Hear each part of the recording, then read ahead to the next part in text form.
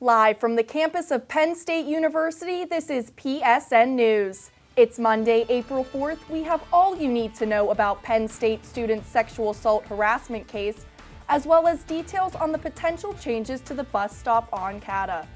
We also have more on the lawsuit against the State College business, along with entertainment, sports, and weather. Stay tuned.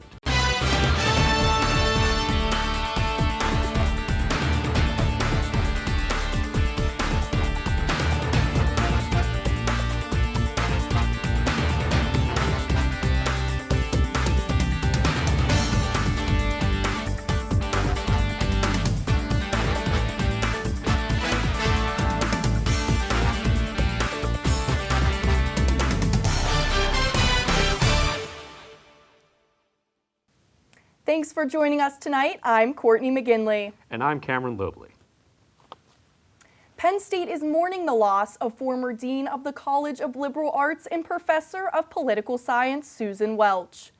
Welch passed away on March 28th at the age of 78. The cause of death is unknown.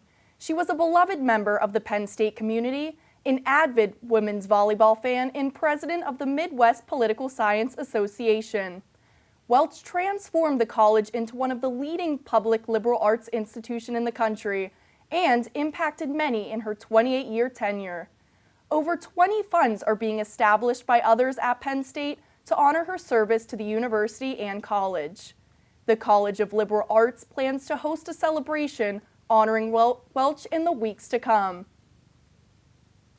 A disabled veteran has filed a lawsuit against a State College business after he and his service dog were allegedly denied entry.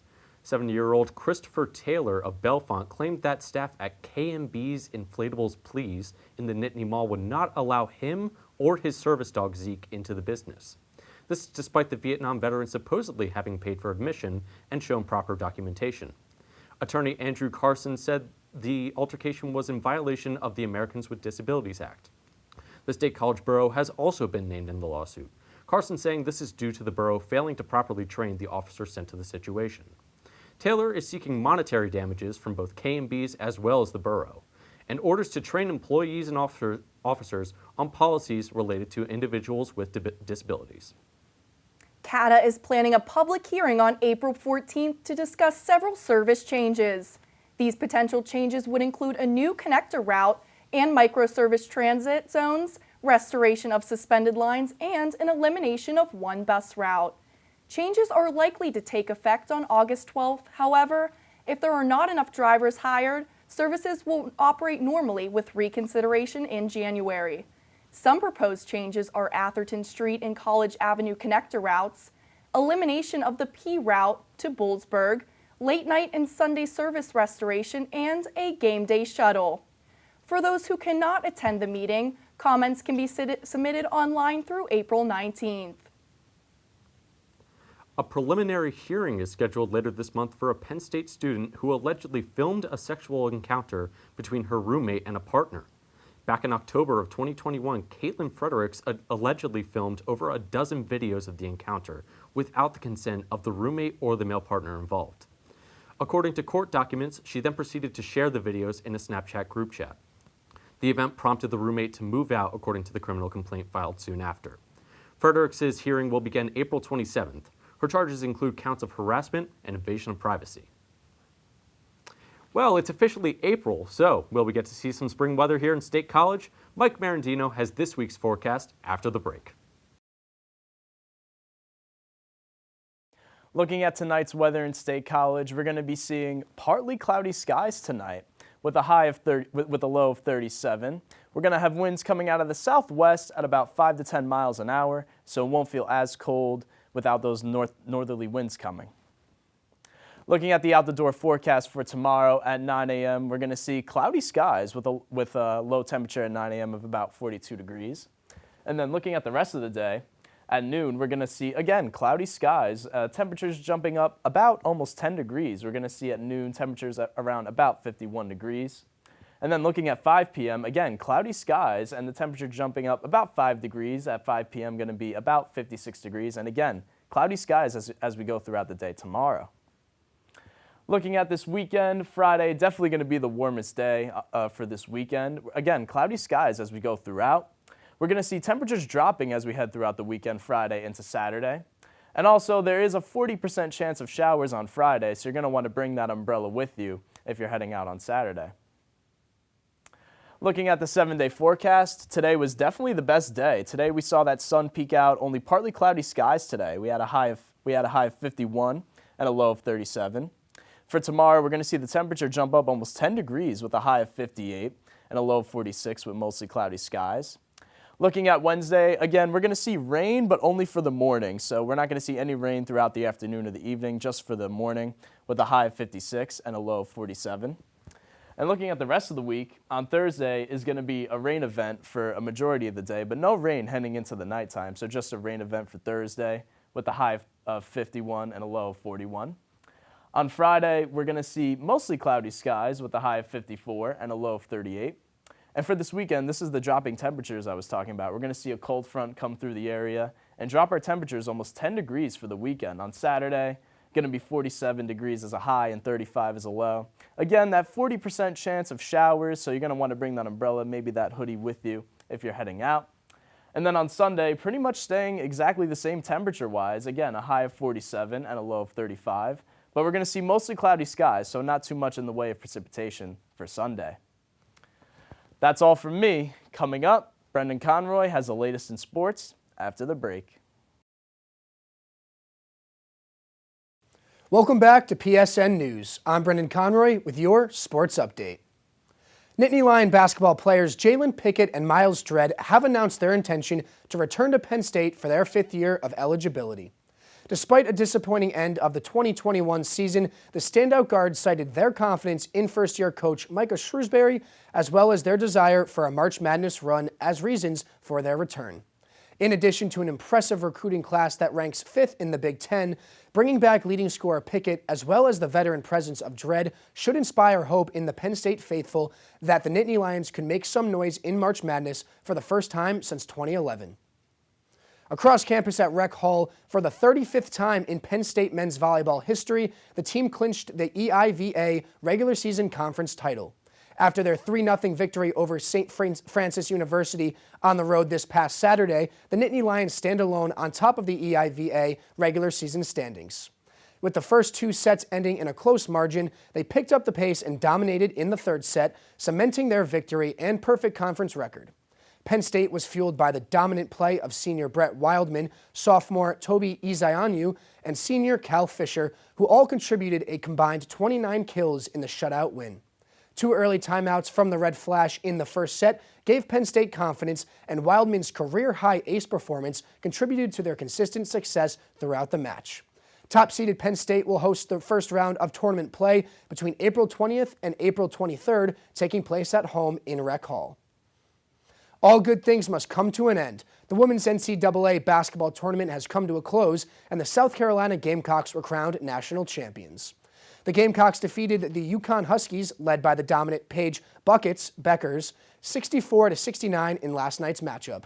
Last year's Final Four matchup sent the Gamecocks home after they lost in a close game to the Stanford Cardinal by only 1 point. This year, they were able to flip the narrative after a dominant run through the tournament, defeating top teams like Louisville, UNC, and UConn on their way to the title. Although the Huskies had a much better shooting performance from the field in the championship game, rebounds were a game changer for the Gamecocks as they were able to out-rebound the Huskies by 10 and be much more aggressive. With only 2 losses on the whole season for the Gamecocks, South Carolina walks away from one of their best seasons to date. That's all for sports. After the break, Kylie Waller has the latest updates from the entertainment world. Stay tuned. Welcome back to PSN News. I'm Kylie Waller with your entertainment update. Students around campus have been raving about the new food options at the Hub.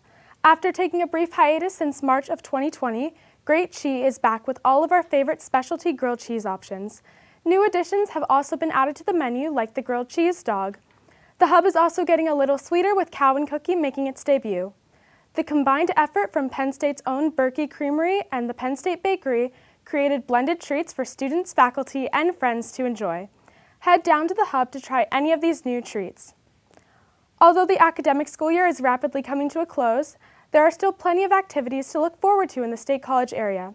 The Topgolf Stadium Tour will be coming to Beaver Stadium on June 2nd and ending on June 5th.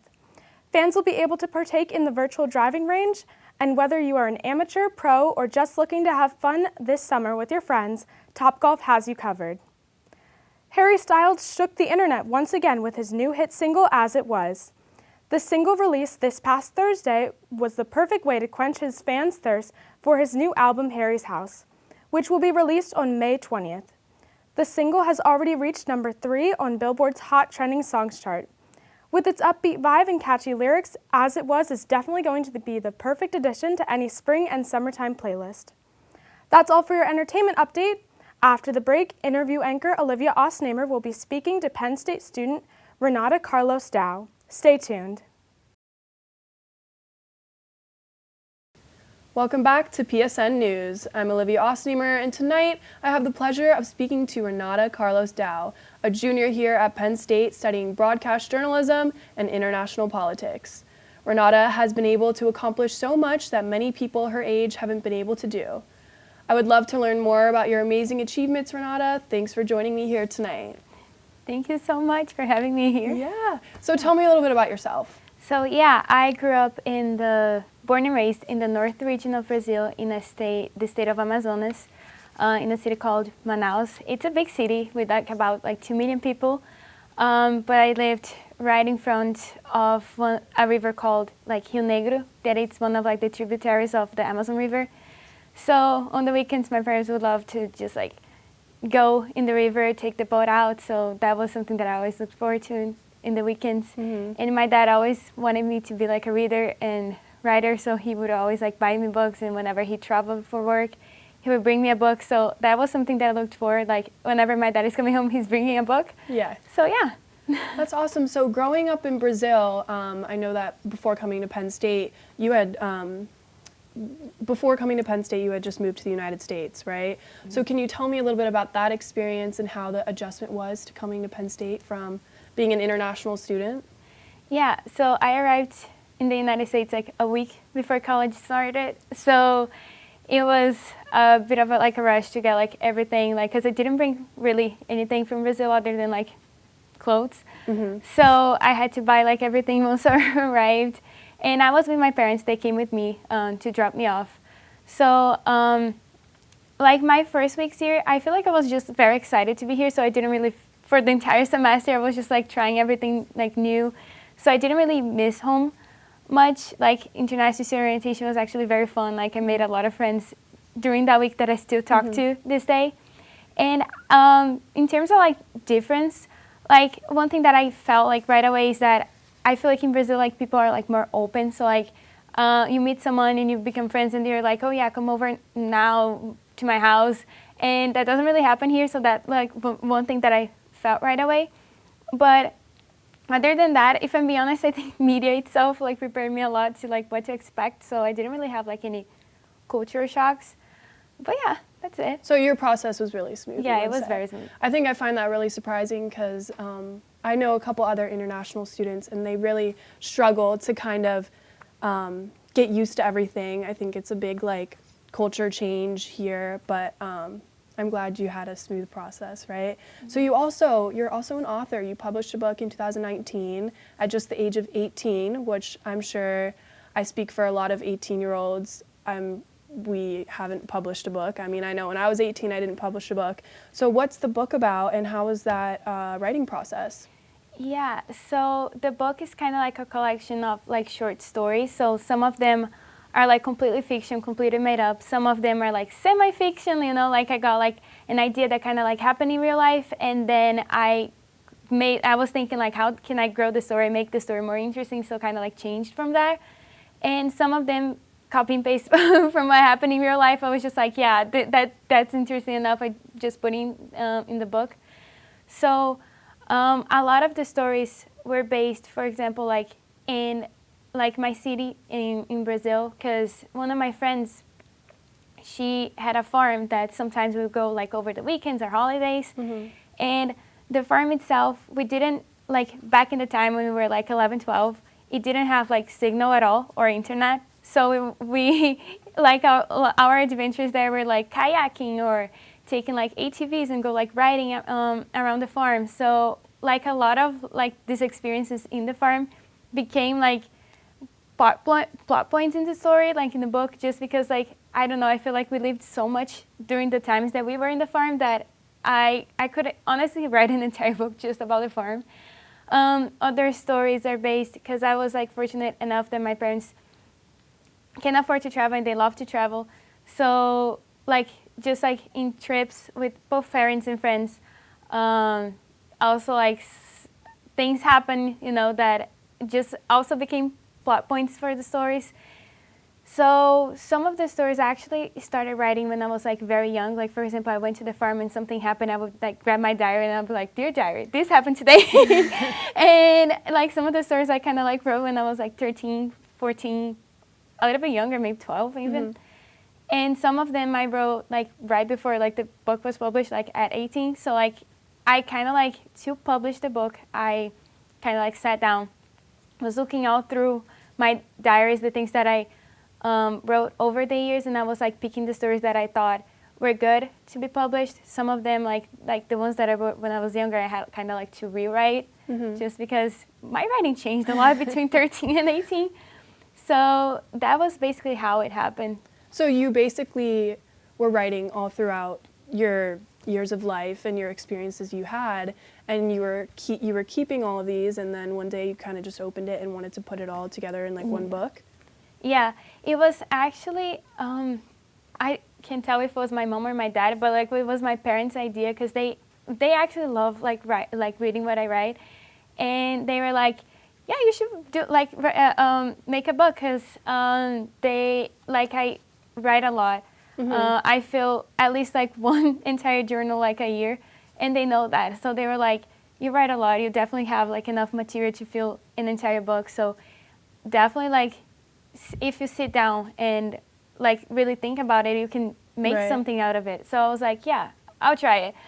And it worked. Yeah. So yeah. So do you have any future plans? Like, are you in the process of writing another book? Like, what's next for you? So I'm part of a group called Stick to Change, which is basically like an online publication with people from all over the world who contribute, like writing about like topics like racism or xenophobia and things like that. And we actually made a partnership with a publisher called Young Authors Publishing. Okay. So me and 5 other writers, we're writing an anthology to be published with this publisher. So it's sad, like the writing process, like we nearly started this month. So we're gonna probably like finish writing the entire book by September. Okay. To be published in January 2023. And what's it about? So the book, the collection, it's about like women in the 21st century. Okay. But each person is writing about a different like category, and I'm writing about like immigration, just because it's a topic that I really like studying about, like reading about, working with also, and also like I'm here in the U.S., so like I kind of like get it, like the struggle. So that was a topic that I chose. And that's what I'm focusing on my part of the book. That's awesome. I can't wait to read it. Well, thank you so much for taking the time to speaking with me today, Renata. Coming up next, Cameron and Courtney have the latest news from across the nation. Russia is pulling back from Kyiv, and the Pentagon believes they are attempting to resupply. The withdrawal remains at about 20% of the force Russian President Vladimir Putin sent to seize the Ukraine capital. Additionally, NATO Secretary General Jens Stoltenberg states they will continue to supply Ukraine with weapons. They remain unconvinced that Russia is negotiating in good faith in the peace talks taking place in Istanbul. Stoltenberg states we can expect additional offense action, bringing more suffering. The FDA and CDC recently authorized a second COVID-19 booster shot for select age groups in the U.S. Last Tuesday, the CDC announced the extra dose of either the Pfizer or Moderna vaccine will be made available for Americans 50 years old and up. CDC Director Dr. Rochelle Walensky said special consideration should be taken by Americans 65 and older and by those who are immunocompromised. Dr. Walensky saying, quote, "They are the most likely to benefit from receiving an additional booster dose," end quote. Eligible recipients can get the booster shot 4 months after their last vaccination. $83 million in property losses will be divided among individuals who owned units in the Champlain Towers South building that collapsed last year in Surfside, Florida. This money is coming from the sale of the vacant beachfront land and insurance policies. Owners who take the deal lose their right to sue individually, but could avoid an assessment because of the loss. Compensation for 98 deaths is yet to be determined, but will be settled after input from court-appointed experts. Family members of those who died are questioning why other property owners get the first chunk of guaranteed money. Surfside is creating committees led by a condominium family to organize an anniversary event this June and construct a permanent memorial of the victims who died.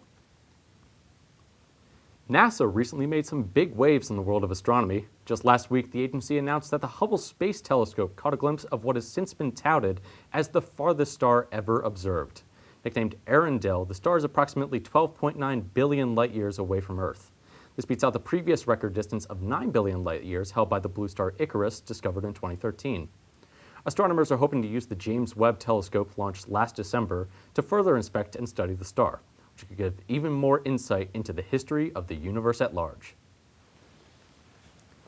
And that concludes our show tonight at PSN News. Be sure to check out on Twitter and Facebook at PSN News, on Instagram at Penn State Network News, and to subscribe to our YouTube channel at youtube.com/PSN News.